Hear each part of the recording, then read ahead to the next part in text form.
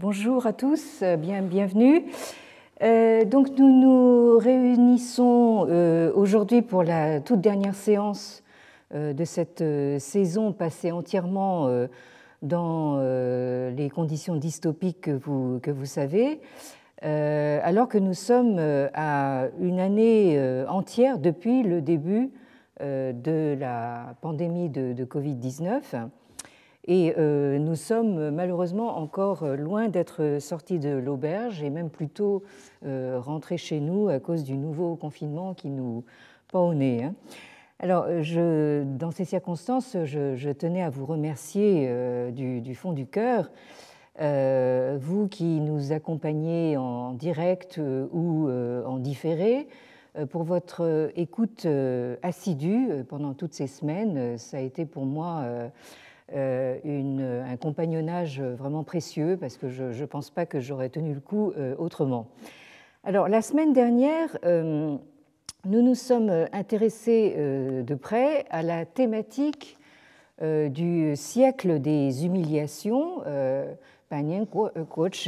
qui est devenu un refrain favori du discours officiel chinois au lendemain du massacre de juin 1989, et qui vise de toute évidence à faire oublier cet événement traumatique. Alors, ce siècle, comme vous le savez, je le rappelle rapidement, est censé commencer en 1839 avec les guerres de l'opium, c'est-à-dire les premières agressions des puissances coloniales occidentales en Chine, et ce siècle est censé se terminer sur l'apothéose de la libération de 1949 par les troupes communistes. Donc l'idée est simple, facile à retenir. Donc toutes les tribulations subies pendant un siècle par la Chine aux mains des agresseurs étrangers, principalement européens et japonais, n'attendaient qu'une seule chose, à savoir la libération et la victoire de la Chine communiste.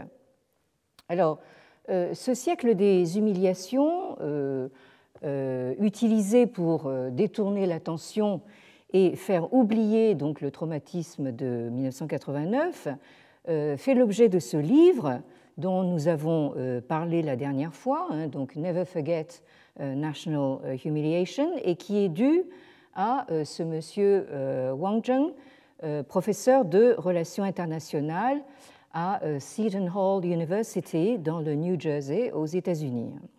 Alors, ce livre, qui a été publié, je le rappelle, par les prestigieuses presses universitaires de Columbia, me paraît très emblématique de la production d'un certain nombre d'universitaires originaires de Chine populaire, aujourd'hui bien établis, notamment dans le système académique américain.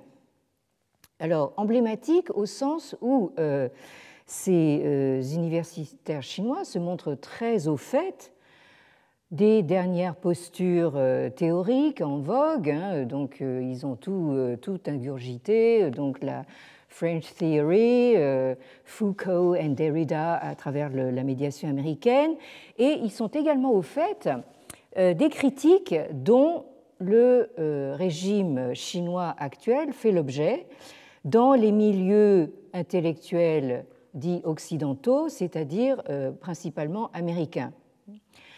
Or, tout en ayant l'air de prendre à leur compte tous ces éléments, ces universitaires, comme M.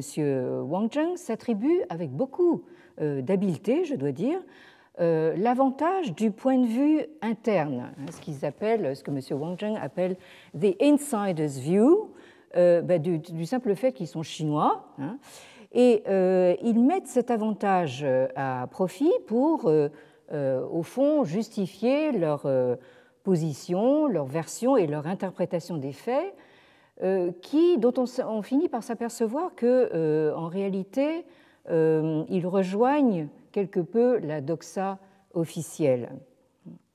Alors, c'est ainsi qu'en confrontant ce prétendu point de vue de l'insider, de l'intérieur, avec l'analyse d'un outsider aussi évident que William Callahan, également professeur de relations internationales au London School of Economics, nous avons pu déceler une certaine ambiguïté qui est au cœur de l'ouvrage de Wang Zheng et qui n'est perceptible qu'un lecteur averti et attentif.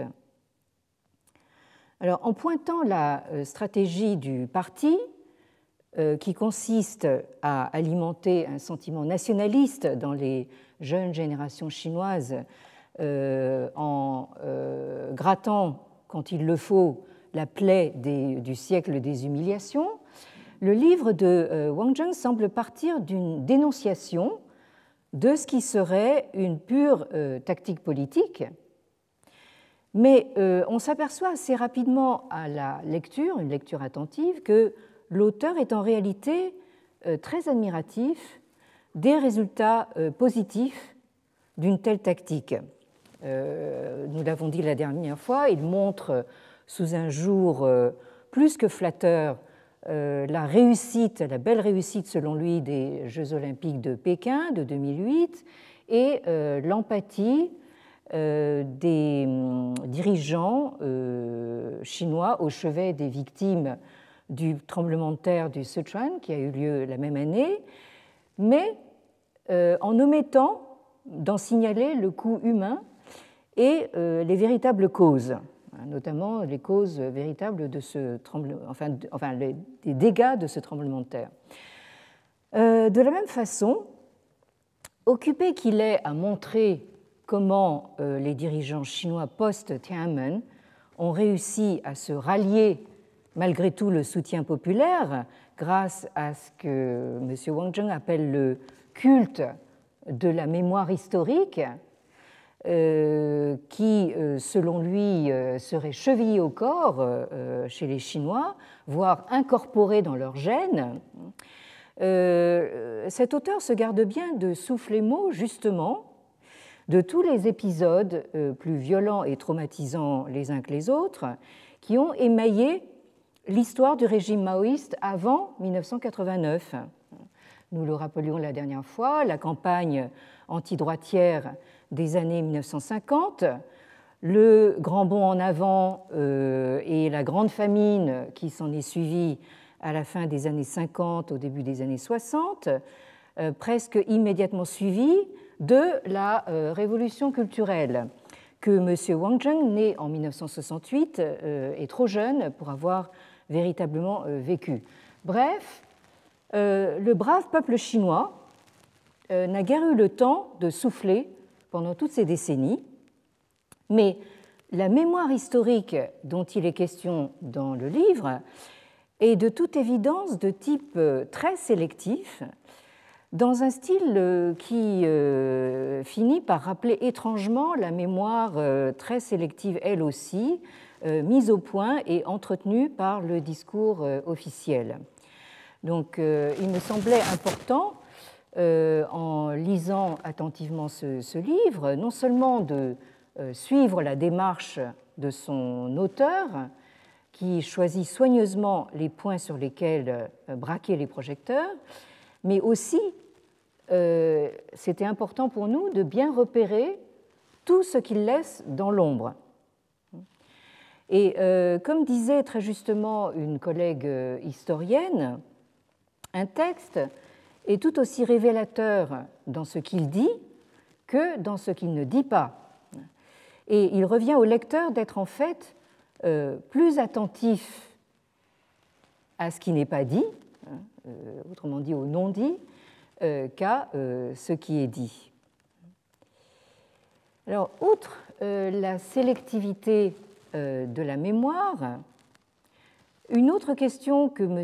Wang Zheng laisse dans l'ombre est la raison profonde de la fixation de cette mémoire d'humiliation sur le Japon. Alors, ceci est d'autant plus frappant qu'il s'étend et se répand à plaisir sur toutes les humiliations que le Japon a fait subir à la Chine dès la guerre de 1814 1995, qui s'est soldée, comme vous le savez, par la première défaite des troupes impériales chinoises face à celle de son voisin japonais, dont je rappelle qu'en superficie, il est 25 fois plus petit. Et ce voisin japonais qui a été traditionnellement considéré par les élites chinoises comme au mieux un vassal, et quand ce n'est pas comme tout simplement un peuple de barbares et de bandits pirates.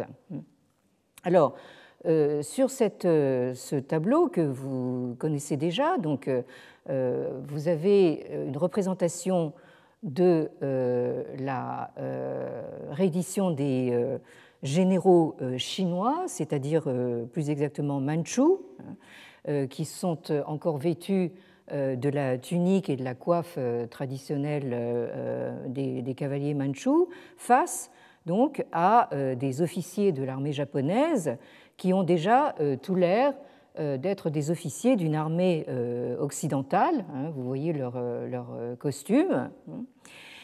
Et ce qui est intéressant, c'est de voir, par exemple, dans un article paru dans le Japan Times, donc c'est un organe de presse japonais, donc, dans un article daté du 14 septembre 2013, qui s'intitule National Humiliation, China Still Vanquishing, Suppressing Ghosts of Past, donc humiliation nationale. Cet article a été écrit à l'occasion justement d'une des célébrations en Chine de l'humiliation nationale. Donc, sous-titre, la Chine est encore victorieuse et tout en essayant de supprimer, d'annihiler les fantômes du passé. Et dans cet article, il faut dire qu'il est fait état, avec beaucoup de lucidité et d'honnêteté, de toutes les exactions commises par l'impérialisme militariste japonais en Chine pendant toute la première moitié du XXe siècle. Alors, comme nous l'avons vu, le jour par excellence de l'humiliation choisi par le Parti communiste chinois, qui n'est pas le même que le jour choisi par le Kuomintang précédemment, sous Chiang Kai-shek, c'est cette date du 18 septembre, sous-entendu 1931. Ici, vous avez de nouveau ce mémorial construit à Shenyang à cette occasion, qui marque le début de l'occupation japonaise de la Mandchourie, que vous voyez sur cette carte que je vous ai déjà montrée, mais en la regardant d'un peu plus près, vous verrez justement toutes ces dates qui avoisinent ces îles et ces petits bouts de rochers en mer de Chine qui sont revenus donc tout récemment dans l'actualité du fait justement des relations conflictuelles de la Chine avec ses voisins dans cet espace maritime. Alors, les tensions et les bouffées de violence qui ont été occasionnées par cette première agression japonaise en territoire chinois sont arrivées donc à un point crucial.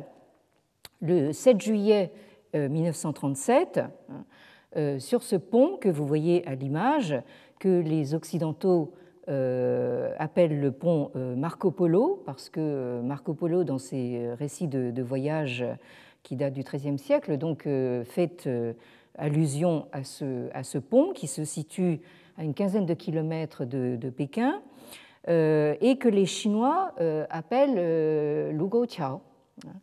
Et donc cette date à laquelle les troupes japonaises ont attaqué ce pont est considérée comme marquant le début véritablement de, disons, la Deuxième Guerre mondiale en Chine. Mais encore une fois, pour les Chinois, ça a commencé bien avant, donc pratiquement une dizaine d'années auparavant. Alors il faut quand même rappeler que cette deuxième guerre sino-japonaise, puisque la première date de la fin du XIXe siècle, comme je viens de le rappeler, entre 1937 et 1945, a fait au moins 14 millions de morts du côté chinois, ainsi que 80 à 100 millions de déplacés, de réfugiés, ce qui représente plus que la population entière du Japon à cette époque. Alors, cet article du Japan Times donc, rappelle les atrocités donc, commises par ces troupes de l'impérialisme japonais, notamment en mettant en avant par représailles donc, ce principe de ce qu'ils ont appelé donc, les 3 tout, hein, c'est-à-dire donc tuer tout, brûler tout et piller tout. Ce qu'on appelle en chinois donc le Sanguang Zhengce, c'est-à-dire donc Shaguang, Shaguang ça veut dire donc tuer tout le monde, Shaoguang donc brûler tout, et Qiangguang c'est-à-dire donc piller tout. Donc le message pour les troupes est assez clair. Et évidemment, tout ça, c'est sans parler des pratiques de vivisection et d'expérimentation biologique sur des prisonniers de guerre chinois. Et bien sûr, en fait, le massacre de Nankin en 1937, dont nous avons vu le mémorial, qui avance le chiffre de 300 000 morts rien que sur cet épisode, dont vous avez ici quelques images. Alors là, c'est l'image du côté des vainqueurs, donc les Japonais donc, entrant victorieux dans Nankin, Nanjing en chinois, et ici également. Et puis, évidemment, vous avez ces images d'atrocités de guerre que malheureusement on voit un petit peu dans beaucoup d'autres guerres. Ce n'est pas une spécialité japonaise, hein, mais vous voyez donc ce groupe de soldats japonais en train de malmener, c'est le mot est doux, d'un soldat chinois. Ici, vous les voyez en train d'enterrer vivants donc, des prisonniers. Là, ici, vous voyez l'usage moderne que font les soldats japonais de leurs sabres, hein, leurs sabres de samouraï. Donc, ça peut servir de manière très efficace à décapiter. Ils ont fait beaucoup de décapitations, justement, pendant leur séjour en Chine, si j'ose dire. Et voilà ce que ça donne après, c'est-à-dire, donc, vous voyez, ce soldat très content de lui, avec la tête qu'il vient de couper donc, dans les mains. Ici, vous avez une scène qui rappelle une scène très célèbre d'Eisenstein, donc tous ces morts tués à bout portant donc, sur des marches d'escalier. Ici, les cadavres entassés auprès de la rivière. Un bébé de 3 ans qu'on n'a pas hésité donc, à trucider également. Et puis ici, la charmante vision donc, d'un corps complètement calciné. Donc, toutes ces visions de la guerre sino-japonaise et de cette occupation japonaise, évidemment, on comprend qu'elles sont de nature à entretenir un ressentiment quand même très puissant. Mais que de façon, enfin c'est un fait de notoriété publique, que le Japon n'a jamais accepté de reconnaître officiellement. Donc en somme, ici nous avons entre la Chine et le Japon donc un passé qui ne passe pas, mais que c'est un passé assez curieux parce que du côté japonais, on refuse de le reconnaître, donc il y a une espèce de négationnisme qui persiste, et que du côté chinois, bizarrement, on préfère qu'il ne passe pas. Parce que c'est commode justement d'en raviver le souvenir quand ça vous arrange.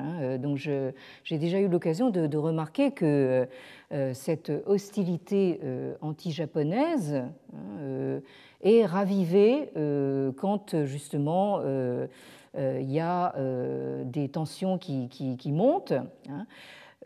Apparemment, actuellement, donc, nous ne sommes pas dans cette période, le Bouddha soit loué, parce que la Chine est en très bon terme d'échanges commerciaux donc avec le Japon. Alors du coup, là, les humiliations, on n'en parle plus tellement, mais ça peut revenir à tout moment quand l'occasion se présente. Alors pourquoi cette acrimonie et cette rancœur si particulière vis-à-vis du Japon?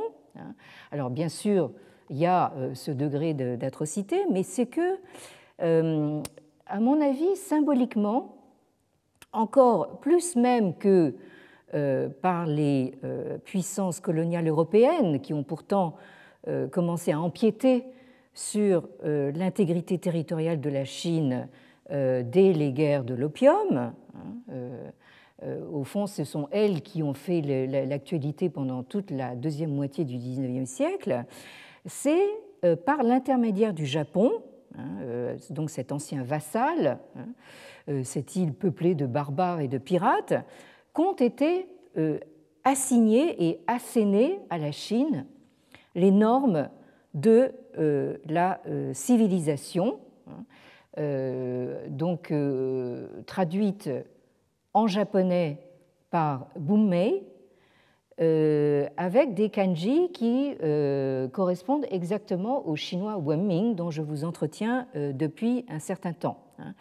Donc ces normes de la civilisation définies par la modernité occidentale et qui sont donc passées en Chine par l'intermédiaire du Japon. Donc nous avons ici un paradoxe de taille, à savoir que le concept de civilisation élaboré dans l'Europe des Lumières s'est imposé à la Chine de l'extérieur par l'intermédiaire du Japon. Alors je dis que c'est un paradoxe de taille parce que, bien évidemment, ça va sans dire, la Chine se considérait non pas simplement comme un centre civilisateur, mais tout simplement comme la civilisation, à tel point que on n'a même pas eu besoin, en fait, avant l'introduction de ce terme Wenming, d'avoir un nom pour la civilisation. La civilisation, c'était tout simplement la Chine, quoi. Vous dites Zhonghua, et Zhonghua, c'est la civilisation. Bon. Alors, c'est donc par la médiation du Japon, qui, comme je viens de le rappeler, avait toujours été considéré de très haut par la Chine impériale, que la Chine du XIXe siècle a été informée de ce qu'il fallait entendre par civilisation si on voulait entrer dans le club des nations modernes.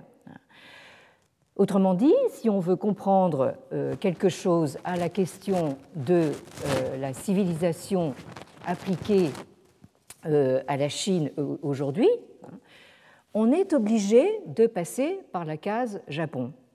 Or, ce passage obligé correspond précisément à ce que le discours officiel chinois actuel appelle le siècle des humiliations. Alors, ce qui a du mal à passer, vous l'aurez compris, c'est l'idée que la notion occidentale moderne de civilisation est introduite en Chine par le Japon qui, en même temps, se comporte de la façon que je vous ai montrée, manifestement non civilisée et même très barbare, sur le territoire chinois jusqu'à sa capitulation finale en 1945 à l'issue de la Deuxième Guerre mondiale. Alors, je vous ai remis ici le tableau chronologique que je vous ai montré il y a quelque temps. Vous voyez dessus que le Japon, qui dès le milieu du XIXe siècle, avec cette ère Meiji, Je vous ai même mis donc, les kanji, donc en fait les caractères chinois. Hein, donc Meiji se dit Mingzhi, donc en chinois. Et cette expression veut dire littéralement donc zhi, le gouvernement, par Ming, par la lumière, ou on pourrait dire les lumières sous-entendues européennes. Donc ce Japon s'est lancé dès 1868 dans un processus de modernisation à marche forcée, hein, et toute la question est de savoir justement si modernisation veut dire occidentalisation. Vous vous rappelez peut-être que c'est le grand dilemme du 4 mai 1919 du Wusi Yundong, donc en Chine. À partir de ce moment-là, la Chine se pose la question de savoir si se moderniser veut dire nécessairement s'occidentaliser. Alors, une partie de la réponse à la question se trouve dans ce livre de Pierre-François Souiri, qui est un excellent historien du Japon moderne, et qui s'intitule Moderne sans être occidental, sous-titre Aux origines du Japon d'aujourd'hui, qui est paru chez Gallimard dans la prestigieuse collection NRF en 2018, donc c'est tout récent. Alors, Pierre-François Souiri donc, essaye de montrer que le Japon a fait tout son possible pour être moderne sans être occidental, mais malgré tout, au départ, le projet de Meiji est quand même justement une modernisation synonyme d'occidentalisation qui a permis au Japon, de fait, dans un même mouvement, de se dégager définitivement de l'influence de la civilisation chinoise et en même temps de battre la civilisation européenne à son propre jeu. Donc vous avez les dates ici, je l'ai rappelé tout à l'heure, 1895, la victoire, la toute première sur l'armée impériale chinoise, suivie 10 ans plus tard, en 1905, de la victoire sur l'armée tsariste russe, c'est-à-dire pour les Japonais la première victoire d'une puissance asiatique sur une puissance européenne. Et entre nous, il est intéressant de noter que la Chine, qui est à ce moment-là acculée dans une situation de réaction, hein, elle ne peut que réagir à ce qu'elle subit, hein, connaît en 1898, c'est-à-dire 3 ans après sa défaite contre le Japon, la toute première tentative de réforme politique de son histoire, hein, donc cette fameuse réforme des 100 jours. Et si vous prenez la date de 1905, au moment où le Japon est victorieux de la Russie, la Chine se résout à abolir le système des examens mandarinaux, qui avait été la colonne vertébrale de la bureaucratie impériale. Donc ici, c'est toujours intéressant de voir un petit peu la concordance des temps et la concomitance des dates.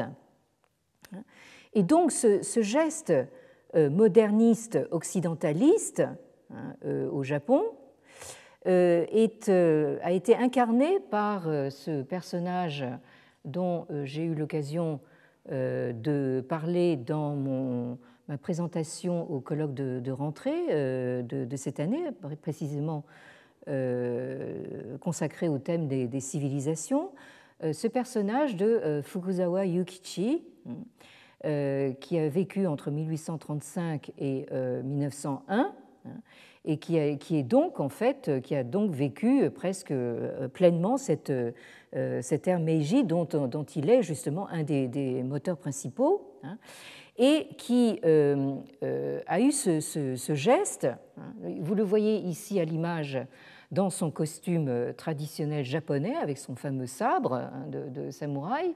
Et ici, vous le voyez sur une autre photo où là, il pose en costume occidental. Sur les billets de 10 000 yens, hein, on le voit de nouveau en costume japonais.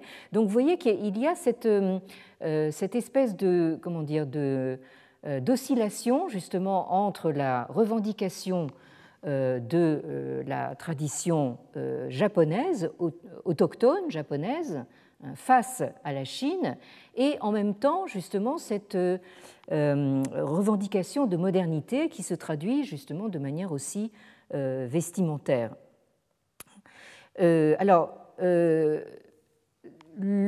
Comment dire, ce personnage de Fukuzawa Yukichi donc, a eu justement ce fameux geste de Datsuha, c'est-à-dire donc en chinois Troya, c'est-à-dire donc littéralement, on parlait de vêtements, en fait c'est comme quand on quitte un vêtement, on laisse tomber un vêtement, hein, de laisser tomber l'Asie, hein, comme on se défait d'un vêtement, hein, et en faisant ce geste, le Japon remet radicalement en question la centralité traditionnelle de la Chine et sa fameuse notion de tianxia, hein, c'est-à-dire de se considérer comme tout ce qui est sous le ciel. Et la manière justement qu'a le Japon de Meiji de contester cette centralité chinoise, c'est de se considérer comme au centre d'un nouvel espace que les Japonais ont appelé Toyo, hein, c'est-à-dire donc les océans orientaux, les mers orientales. Et c'est donc une manière, au lieu d'accepter la verticalité de la vision hiérarchique chinoise, de partager horizontalement, en quelque sorte, le monde en différentes zones, avec le Japon qui rayonne sur la zone orientale, hein, tandis que la zone occidentale, tandis que plus exactement, les puissances occidentales occupent le reste du monde.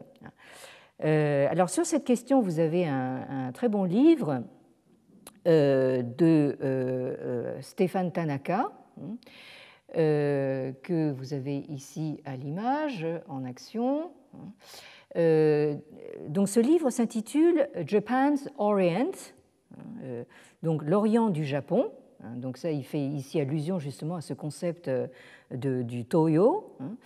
Et le sous-titre est Rendering Pasts into History, c'est-à-dire donc rendre les passés dans l'histoire. Et c'est un livre qui est paru en 1995 aux presses de l'Université de Californie, University of California Press.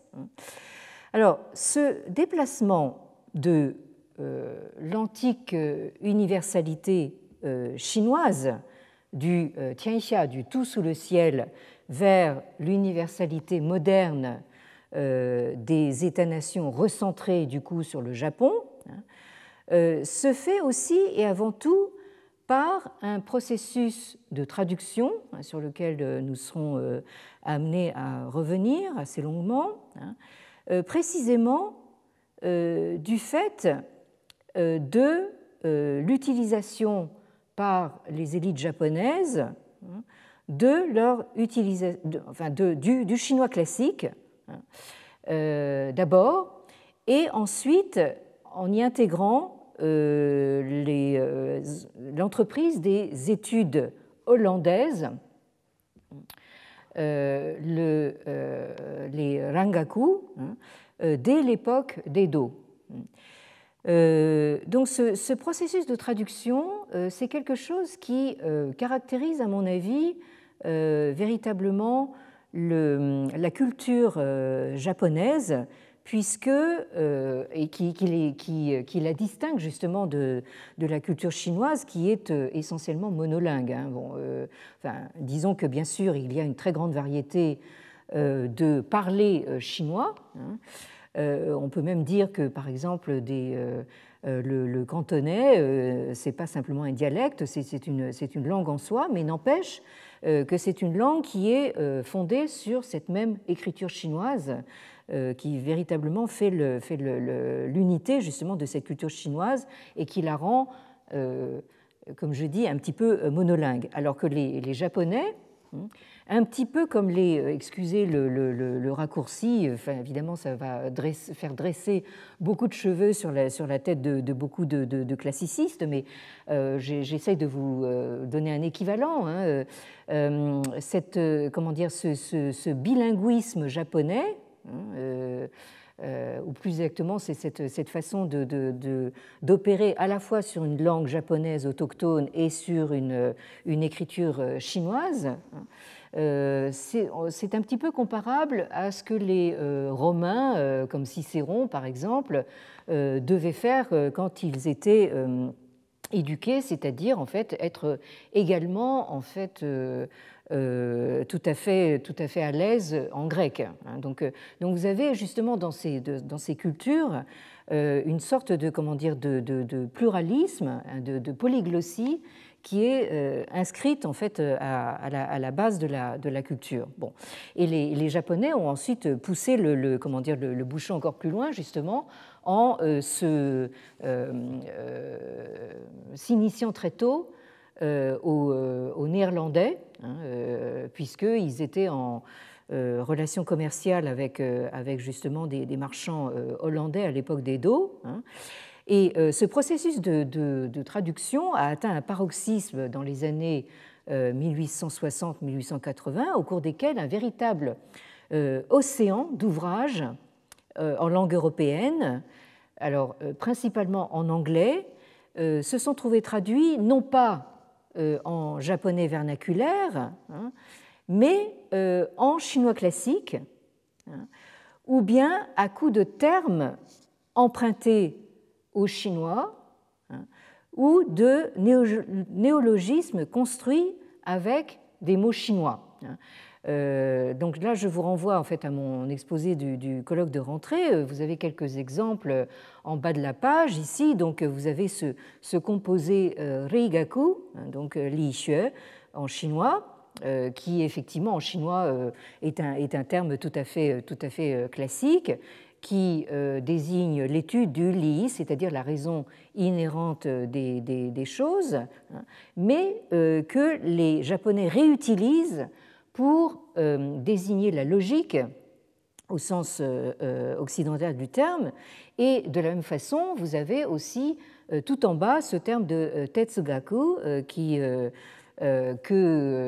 les Japonais, en fait c'est une espèce de composé, un mixte, entre entre tetsu, je en chinois, qui veut dire la sagesse, et gaku, xue, qui veut dire donc l'étude. Alors l'étude de la sagesse, c'est ce composé que les Chinois ont inventé pour traduire le concept occidental de philosophie. Alors, il en va de même justement avec cette notion de civilisation, comme je l'ai dit, qui est traduite par Bumei, ici, Wenming, qui est la combinaison de la notion chinoise de Wen, j'ai eu l'occasion de le dire plusieurs fois, donc Wen, qui désigne en fait justement toute trace, et en particulier trace écrite, et par extension donc justement tout le monde humain civilisé qui laisse justement une trace, et donc le mot Ming qui veut dire lumière, hein, c'est ce combiné du soleil et de la lune qui veut dire lumière. Et donc ce composé dont on va voir tout de suite que il vient du contexte du livre des mutations, de l'ancien livre, très antique livre des mutations, le I Ching en chinois. Ce composé est lui-même composé avec cette notion de kaika, kaihua en chinois, c'est-à-dire donc d'ouverture-transformation. Donc là, vous avez une espèce le Bumei Kaika de l'ère Meiji est un espèce de composite de kanji, de mots chinois, qui ont été, comment dire, d'une certaine manière remaniés et recomposés. Alors, cette allusion donc, à un fameux passage du I Ching, du livre des mutations, cette allusion au Wenming, donc vous la trouvez donc dans ce livre qui se trouve schématisé ici. Alors vous savez peut-être comment fonctionne ce livre des mutations, qui est assez unique en son genre, il faut le dire. C'est un livre qui a beaucoup été utilisé comme un livre de divination, puisqu'il s'agit d'interpréter donc la combinatoire de 8 trigrammes que vous avez ici en abscisse et en ordonnée, et quand vous les combinez, ces 8 trigrammes, c'est-à-dire des figures à 3 traits, qui elles-mêmes sont composées d'une alternance de traits pleins yang et de traits brisés yin. Quand vous les combinez, vous obtenez une série de 64 hexagrammes. Là, on ne voit pas le schéma jusqu'en bas, mais enfin bon. Et ici, juste pour l'anecdote, vous avez une représentation justement de cette même combinatoire des 64 hexagrammes en un diagramme qui a été envoyé par le jésuite Joachim Bouvet en 1701 au philosophe allemand Leibniz, et qui a eu le don de susciter un intérêt absolument prodigieux chez Leibniz, qui n'était pas loin de dire que les Chinois avaient tout compris. Enfin bon, les Chinois n'avaient pas besoin de Leibniz pour en être convaincus, mais enfin, disons que la légende veut que c'est à partir de là, justement, qu'on a compris cette alternance du 0 et du 1 qui est à la base de notre informatique moderne. Donc comme quoi, c'est vrai que les Chinois ont tout inventé. Donc dans ce livre des mutations, vous trouvez cette occurrence de vos deux mots Wen, Ming. Bon. Alors, de quoi s'agit-il ici? Vous avez dans le titre, donc Yi, c'est le I Ching, le livre des changements ou des mutations, qui est donc composé de 64 hexagrammes et dont le tout premier est un hexagramme Qian entièrement composé de traits yang, c'est-à-dire de traits pleins. Et immédiatement après, vous avez son opposé, Quen, qui est un hexagramme entièrement composé de traits yin, c'est-à-dire brisés, interrompus. Alors, cette troisième mention, Wen Yan, désigne un des commentaires qui s'est développé sur ce livre des mutations, parce que, je disais, ce livre des mutations est assez unique en son genre, dans la mesure où c'est du texte qui s'est, agrégé sur justement un ensemble de diagrammes. C'est-à-dire donc que vous avez à la base un ensemble diagrammatique sur lequel est venu donc se sédimenter du texte. Et alors le premier texte, c'est d'abord le texte divinatoire, c'est-à-dire que sur chaque trait, vous avez une sentence divinatoire. Et donc ça, c'est la première couche textuelle en fait du livre des mutations. Et ensuite, sur cet ensemble, diagramme plus sentence divinatoire, vous avez ce qu'on a appelé les 10 ailes, c'est-à-dire en fait 10 commentaires sur justement le texte le livre dans son ensemble. Et alors, donc, vous avez un de ces commentaires, de ces ailes, qui s'appelle le Wenyan, c'est-à-dire donc littéralement les paroles sur l'écrit. Alors, c'est un commentaire qui prend en particulier, tous les commentaires ne le font pas, mais qui prend en particulier chaque hexagramme avec ses sentences divinatoires, et vous avez donc le rappel des sentences divinatoires sur les 6 traits du premier hexagramme. Donc, bon, je ne vais pas tout lire, je n'ai pas trop le temps, mais en réalité, vous avez en fait l'évocation d'un dragon long, qui est d'abord en fait qu'on ne voit pas parce qu'il est sous la surface de l'eau, Tianlong, et ensuite vous le voyez au fur et à mesure que nous avançons dans les traits, parce que les traits se lisent de bas en haut, donc au fur et à mesure qu'on avance dans les traits, vous voyez le dragon d'abord dans les champs, sur la surface de la Terre, et ensuite s'élever peu à peu dans le ciel. Alors, le commentaire du Wenyan sur la deuxième ligne, dont la sentence divinatoire est Tianlong Zai Tian, c'est-à-dire donc on voit le dragon apparaître dans les champs ou sur la terre, c'est justement cette formule Tianxia Wenming. Alors, Tianxia, je viens d'en parler, ça veut dire littéralement sous le ciel, et Wenming ici n'est pas à prendre au sens moderne de civilisation que lui ont donné les Japonais, mais en fait ce sont deux termes distincts qui désignent d'une part Wen, c'est-à-dire tout ce qui est justement de l'ordre de la trace et du raffinement, et puis Ming qui désigne donc la lumière. Et ce doublé Wenming revient de manière assez fréquente dans la littérature du livre des mutations. Quand je dis la littérature du livre des mutations, ce sont en fait tous les ouvrages et les traditions commentariales qui se sont développées à partir justement de ce noyau originel. Et Dieu sait qu'il y en a eu. On peut dire que dans toute l'histoire de la tradition intellectuelle chinoise, tous les penseurs qui ont compté dans cette tradition se sont tous intéressés au livre des mutations. Donc je vous laisse imaginer, même 10 bibliothèques ne suffisent pas à contenir tous ces ouvrages.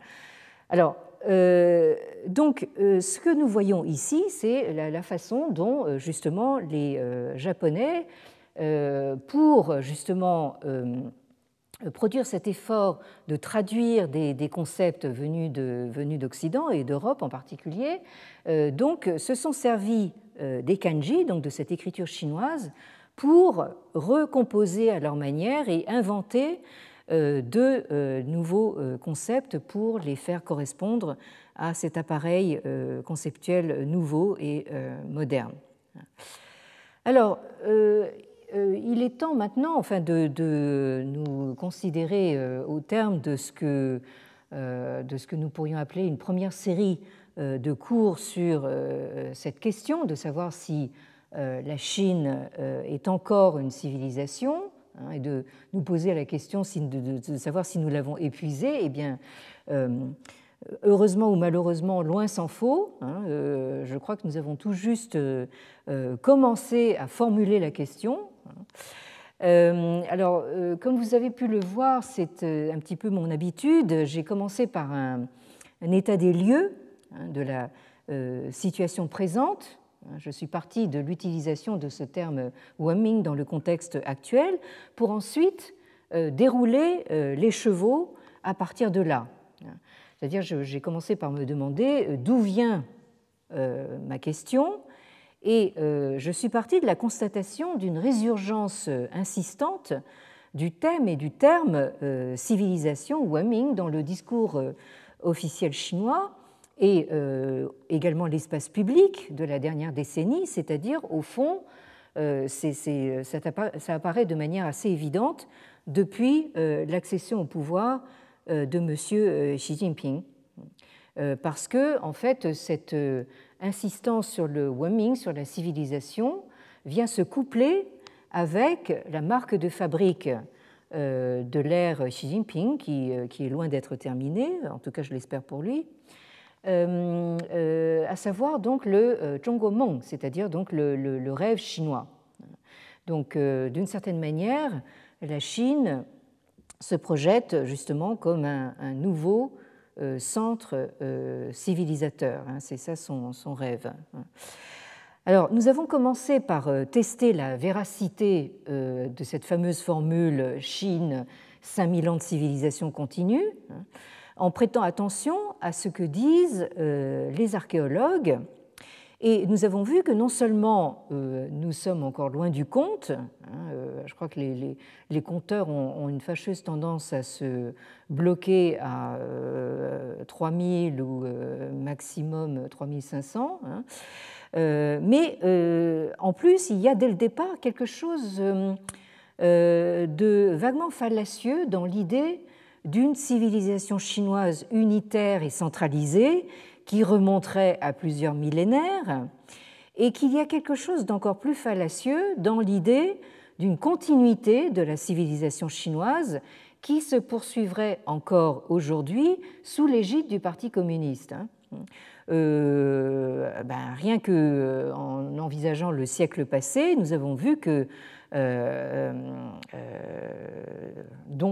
siècle passé dont la moitié depuis 1949 s'est passé justement sous le régime communiste, ce siècle passé n'a été qu'une succession de ruptures plus violentes et radicales les unes que les autres. Alors bon, cette continuité, il va falloir, il va falloir donc travailler très fort justement pour pouvoir la rétablir.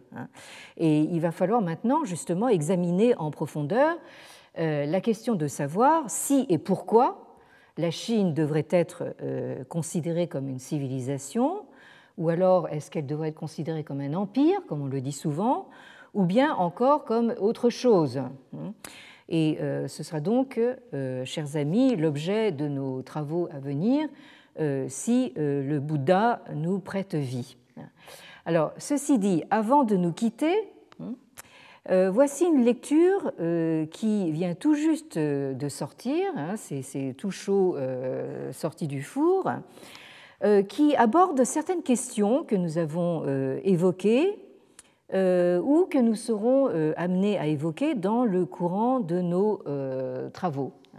Alors, je n'ai malheureusement pas le volume physique sous la main, puisqu'il ne sera disponible en librairie que jeudi prochain, donc encore un peu de patience, mais voici d'ores et déjà donc la couverture de ce livre qui s'intitule assez platement Pensée en Chine. C'est quand même pour vous dire que c'est encore possible de penser en Chine, mais on se le demande. Et qui vous rappelle peut-être justement ce volume précédent que vous avez peut-être vu passer, qui date de 2007, qui s'intitulait La pensée en Chine aujourd'hui, qui a été donc coordonné sous ma direction et sous celle d'Éric Vigne, un remarquable éditeur des éditions Gallimard, et qui est un ami de longue date, mais qui est trop modeste pour vouloir que son nom apparaisse sur la couverture, mais c'est moi qui le dis. Et donc nous avons remis ça, si vous me passez l'expression, donc nous avons récidivé avec ce volume qui s'appelle Pensée en Chine. Sur la couverture, je décrypte un tout petit peu. Vous avez quelque chose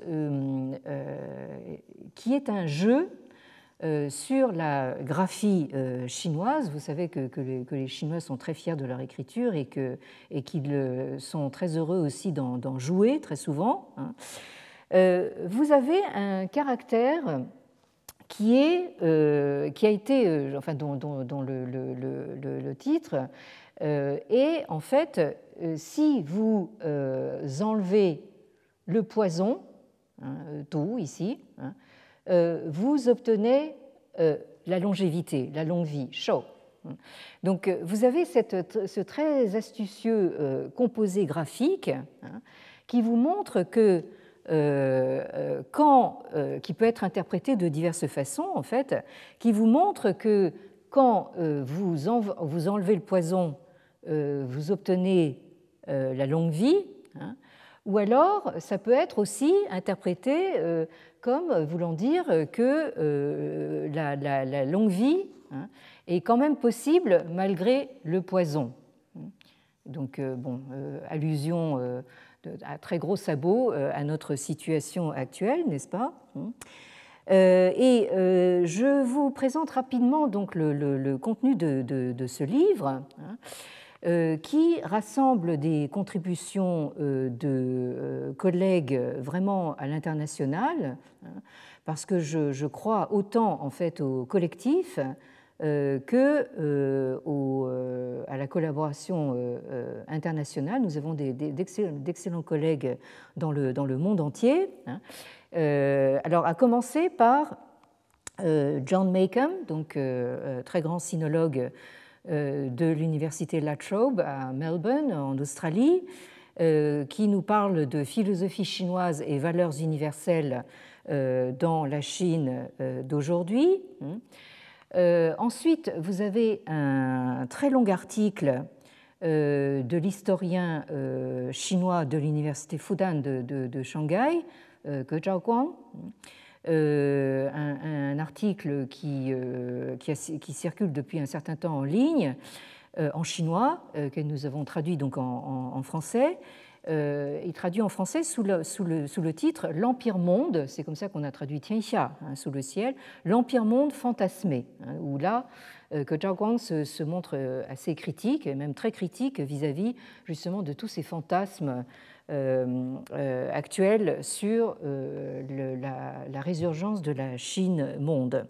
Ensuite, nous avons un article du grand anthropologue américain de l'université de Chicago, Marshall Sahlins, qui n'est pas du tout sinologue, mais qui s'est alarmé de l'expansion des instituts Confucius, qu'il appelle carrément academic malware, programme académique malveillant. Je sais qu'évidemment, tous ces articles ne vont pas plaire à tout le monde. Donc, vous avez ici, donc, je viens d'évoquer la première partie, sont donc ces diverses projections de la Chine monde. Ensuite, vous avez une deuxième partie qui est consacrée donc, justement au récit national et aux réécritures de l'histoire auxquelles nous assistons actuellement, à commencer par un article de Damien Morier-Genoux, un jeune historien extrêmement prometteur qui a déjà collaboré au volume précédent et qui nous parle de ce qu'il appelle de l'écart au divorce, histoire officielle et histoire parallèle de la Chine moderne.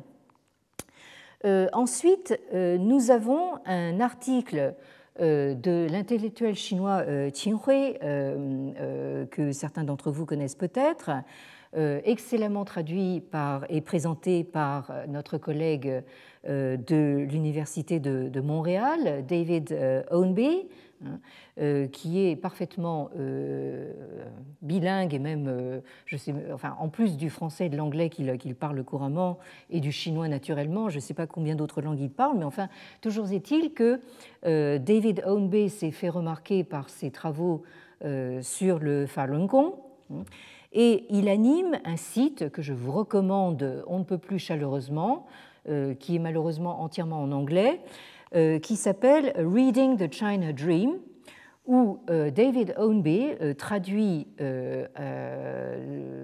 toutes les 2 semaines des textes d'intellectuels chinois qui, malgré les conditions que vous devinez, trouvent le moyen quand même d'exprimer certaines de leurs idées.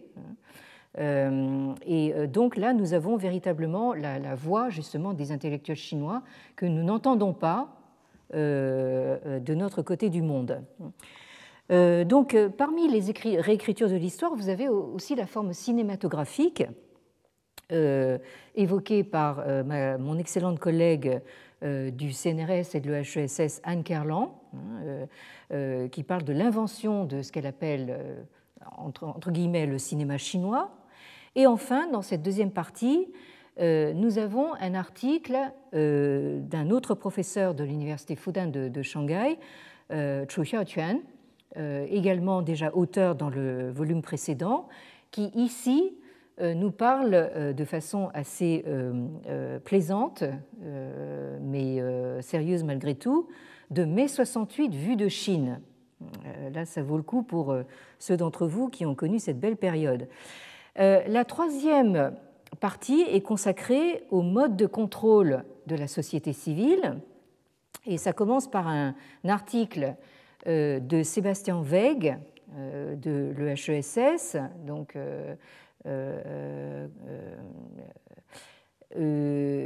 que l'on a beaucoup entendu ces derniers temps concernant justement le mouvement de protestation de Hong Kong, parce qu'il y a longuement séjourné, donc c'est vraiment quelqu'un qui connaît très bien le terrain, et qui parle de la marginalisation des intellectuels d'élite et l'essor d'intellectuels non institutionnels depuis 1989. Là, vous verrez dans ce volume que justement cette date de 1989 est véritablement une sorte de pierre blanche, parce qu'il y a véritablement un avant et un après à divers points de vue. Ensuite, vous avez un autre article d'une autre collègue de l'EHESS, Isabelle Thiraud, qui elle est sociologue et qui nous propose un article sur enquêter ensemble sur ce qu'on peut penser encore en Chine. Vient ensuite un article de notre collègue chinois, mais actuellement professeur à l'INALCO, Ji Zhe, qui est lui aussi sociologue et qui travaille essentiellement actuellement sur le bouddhisme. Et ici, il nous parle des relations du bouddhisme et de l'État chinois, qu'il appelle une histoire de négociation. Et enfin, dans cette troisième partie, vous avez évidemment un article de Séverine Arsène, une jeune chercheuse qui est basée à Hong Kong, mais qui fait partie de Media Lab Sciences Po, et qui nous parle du fameux système de crédit social qu'elle appelle une gestion technocratique de l'ordre public. Et enfin, dans une quatrième partie, nous évoquons diverses tensions et crises de cette Chine actuelle, à commencer par une contribution de Nathan Sperber, fils de Dan Sperber donc, et de Monique Canto-Sperber, chercheur à l'EHESS, qui a consacré sa thèse de doctorat au capitalisme d'État en Chine et qui nous fait profiter donc de son expertise sur la question. Il a intitulé sa contribution « Ni socialisme ni libéralisme », le capitalisme d'État en Chine. Ensuite, une contribution d'un collègue suédois, mais professeur à l'université Cornell aux États-Unis, Magnus Fiskesieux, j'espère que je prononce bien son nom, qui nous parle du Xinjiang chinois et qu'il appelle la nouvelle frontière de l'épuration nationale. Ça paraissait un sujet évidemment assez incontournable et qui, à mon avis, va susciter pas mal de réactions.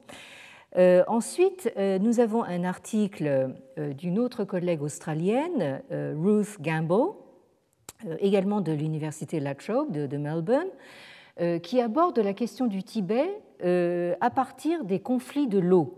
Ça, c'est un sujet qu'on oublie en général, mais il y a des conflits absolument acharnés sur les hauts plateaux de l'Himalaya, donc notamment entre les deux grands géants de l'Asie, la Chine et l'Inde, et c'est assez violent également.